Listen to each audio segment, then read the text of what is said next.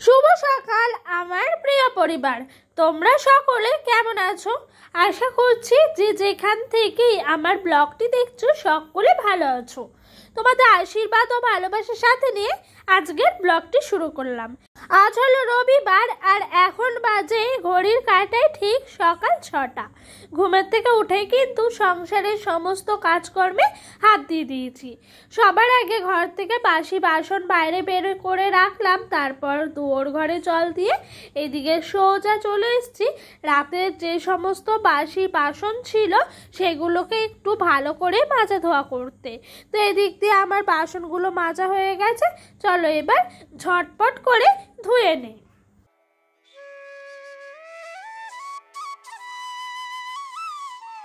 আজ জানো তো সকালে ঘুমের থেকে উঠতে দেখি ওয়েদারটা একটু খারাপ, তাই একটু বেলা হতে না হতেই এই দেখো মুষলধারে বৃষ্টি শুরু হয়েছে। এখন বাজে ঘড়ির কাঁটায় ওই সকাল 7:30। বাসি কাজকর্ম মোটামুটি হলো, সেভাবে এখনো হয়নি, কিন্তু মুষলধারে বৃষ্টি পড়তে লেগেছে।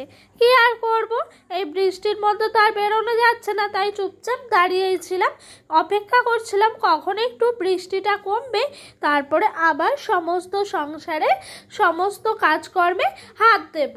তো আজকে সকালে যেহেতু কাঁচা ছিল না, তাই মনটা একটু শান্তি পেল।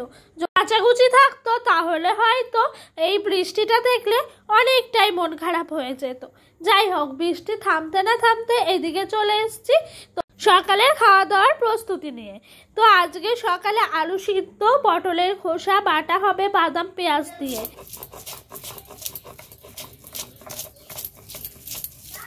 তো কিছুদিন আগে তোমরা তো দেখেছিলে আমাদের পটলের তরকারি রান্না হয়েছিল। তো পটলগুলো তো রান্না হয়ে গেছিল, পটলের খোসাগুলো রেখে দিয়েছিলাম এই সকালে বাটাবুটি খাওয়ার জন্য। আর এটি খেতে এত ভাল লাগে কি বলবো। জানো তো বন্ধুরা, সংসারে না অশান্তি ঝগড়া না থাকলে আলু সিদ্ধ ভাত খেয়েও কিন্তু দিনের পর দিন কাটানো যায়। আমার কাছে মনে হয় যে নুন ভাত খেয়েও যদি শান্তিতে থাকা যায় তাহলে সেটা খারাপ কোথায়।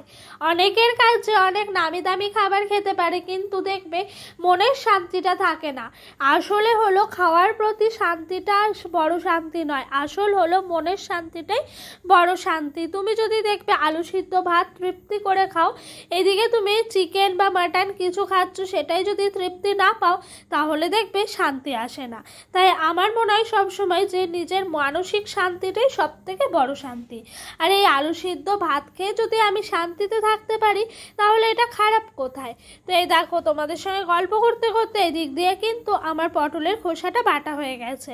তো এই রেসিপিটা তোমাদের সাথে একটু শেয়ার করি। পটলের খোসাগুলো যেমন খোসা ছাড়াই সেরকম ছাড়িয়েছিলাম। তো এই খোসাগুলো রেখে দিয়েছিলাম একটু তেলের মধ্যে। কাঁচা লঙ্কা, পটলের খোসা, পেঁয়াজ আর বাদাম একসাথে একটু ভাজা হয়েছে যাতে জিনিসটা একটু সফট হয়ে যায় সেই রকমভাবে। তারপরে এটা তোমার শিলে বেটে নিলাম, খেতে কিন্তু দুর্দান্ত টেস্ট হয়। আর এইদিকে সকালের খাওয়া দাওয়া শেষ করেই দুপুরের রান্নার প্রস্তুতিতে চলে এসেছি। তো এই দেখো, দুপুরের রান্নায় আজকে ছিল চিকেন।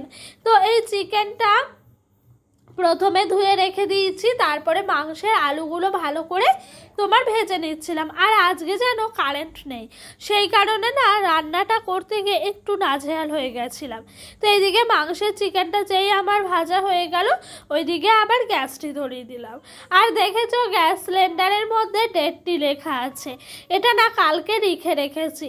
আমি জানো তো গ্যাস সিলিন্ডার যেদিনই শেষ হয়ে যায় বা যখনই না হয় তখন ডেটটা কোথাও লিখে রাখি, তারপরে দেখি সেরকমভাবে মনে থাকে না, খুঁজে পায় না। তাই বুদ্ধি করে ভাবলাম যে সিলিন্ডারের মধ্যে লিখে রাখবো, এটা তো আর কোথাও নড়চড় হবে না, একটা জিনিস এক জায়গাতেই থাকবে।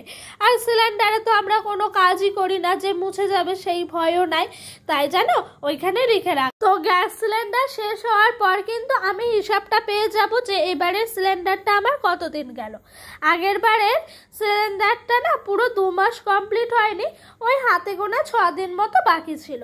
যাই হোক, তোমাদের সঙ্গে গল্প করতে করতে এই দিক দিয়ে কিন্তু চিকেনটা মোটামুটি বসিয়ে দিয়েছি।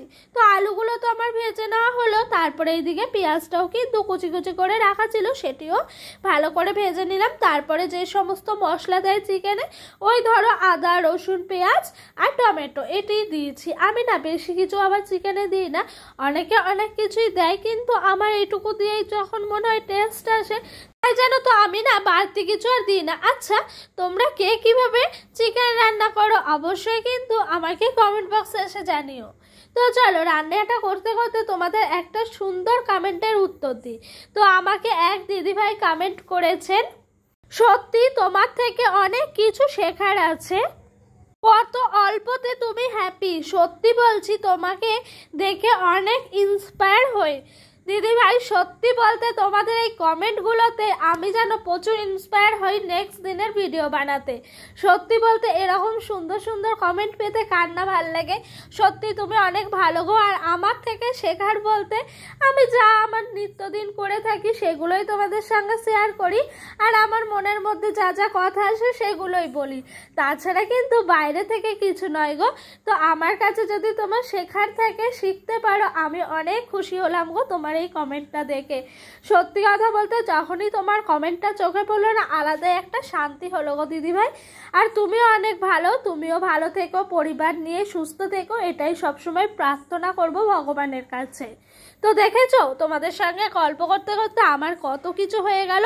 রান্না হয়ে গেছে, স্নান হয়ে গেছে, ছেলেকে স্নান করানো, খাওয়ানো, ঘুম পাড়ানো হয়ে গেছে। এবার আমি খেতে বসেছি একটু শান্তিভাবে। ওকে ঘুম পাড়িয়ে দিলে বেশ শান্তি করে খাওয়া যায়, আর ও জেগে থাকলে খাওয়া তো আর যায় না, ভীষণ দুষ্টুমি করে। যাই হোক, খেতে বসেছি। ওইদিকে শাশুড়ি মা করেছিলেন সকালবেলাতে থোর দিয়ে আলু দিয়ে চচ্চড়ি। এই রান্নাটা আজ প্রথম খেলাম, অবশ্যই খুব ভালো হয়েছে। আর চিকেন, আমাদের বাড়িতে চিকেন হলে পরে বেশি কিছু সেরকম বাড়তি করে না জানো, তাই এই এক তরকারি দিয়ে কিছু একটা হয়ে যায়। তারপরে এইদিকে সোজা চলে এসেছি এই যে কলে জল ভরতে। ও সকালবেলায় সেরকম জল ছিল না, কারেন্ট চলে গেছিল ওই 9টার সময়। জলগুলো ভরতে পারিনি, তাই রেখে দিয়েছিলাম বিকেলে ভরবো বলে। আজ আর বিকেলে একটু শুতে পারিনি গো। ডোডো আজ ঘুমোতে ভীষণ লেট করেছে, তারপরে জল চলে এসছে, জল ভরতে গেছি। আরও আমাদের যা থাকে টুকিনাকি কাজ, আমাদের মেয়েদের তো সারাদিন কাজ চলতেই থাকে।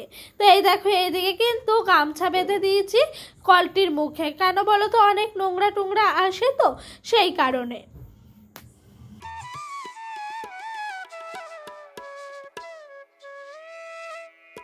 আর জানো তো, ডোডোকে ঘুম পাড়ালে না মনে হয় যে সংসারের কাজগুলো বেশ ঝটপট করে হয়ে যায়। যেই কাজটা ধরো 2 ঘন্টা লাগবে, ও জেগে থাকলে ঘুমোলে পরে ঠিক 1 ঘন্টার মধ্যে ম্যানেজ হয়ে যায়। কেন জানি না, হয়তো ও একটু ডিস্টার্ব করে বলে এরকমটাই হয়। যাই হোক, এইদিকে বোতলগুলো নিয়ে আসলাম, ঘরে একটা একটা করে সাজিয়ে রাখছি। আর জানো, বাইরে না কালো মেঘ করে এসছে, খুব ভয় লাগছে।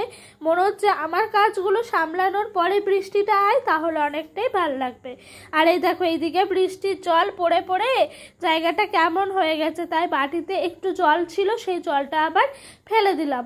তো এইদিকে চলে এসেছি সমস্ত জামা কাপড়গুলো তুলতে। আর আমাদের বাড়ির অবস্থা তো ভীষণ খারাপ, কারণ কাদা ভীষণ, তাই যেন ভীষণ ভয়ে ভয়ে তুলছি। একটা তুলতে গেলে যদি পড়ে যায় তাহলে আবার সেটি ধুতে হবে। আর এই বর্ষার দিনে ধুয়ে শুকানোটাই আমাদের কাছে সব থেকে মুশকিলের কাজ হয়ে দাঁড়ায়। এই বর্ষায় একটা জিনিস শুকাতে চায় না জানো। আর যাদের বাড়িতে ছোট বাচ্চা আছে তারা তো জানো কি প্রবলেম, ওদের তো একটার জায়গায় 4-5টা জামা সারাদিন লাগে।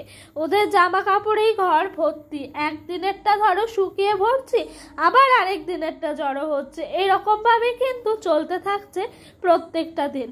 যাই হোক, ওই দিক দিয়ে আমার জামা কাপড়গুলো তোলা হলো, মোটামুটি বিকেলের কাজটা সারা হলো।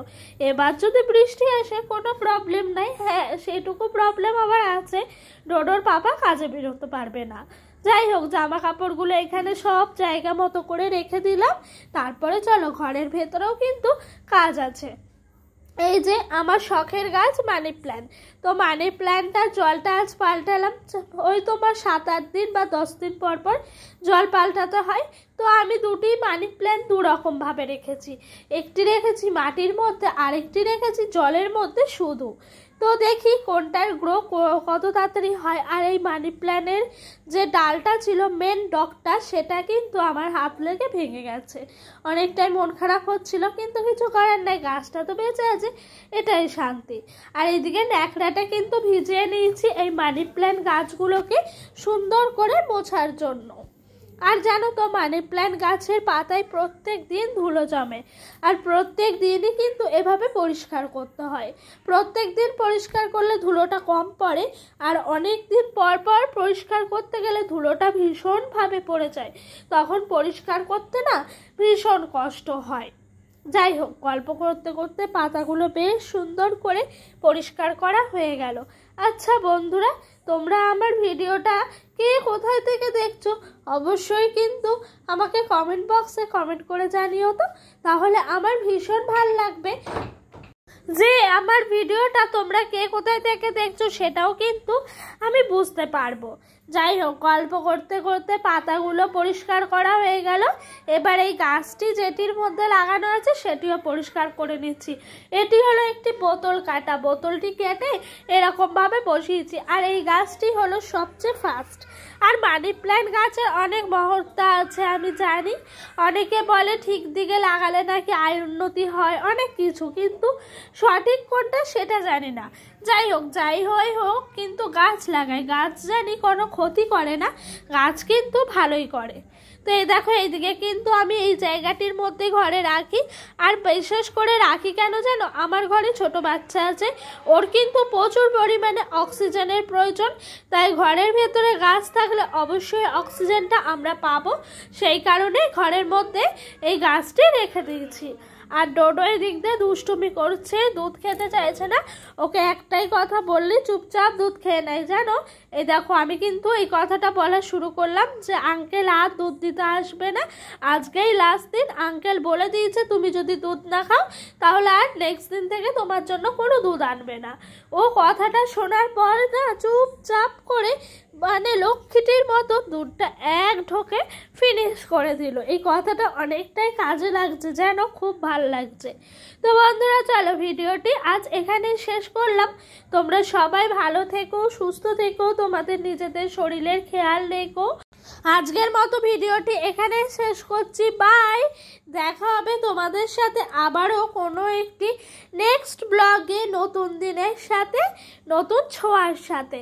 যাই হোক, ওকে ডোডোকে বলছি দুধটা খেয়ে নিচ্ছ, একবার লাইক করো। ও ওরকম করছেই না, ওর খেলা নিয়েই ব্যস্ত।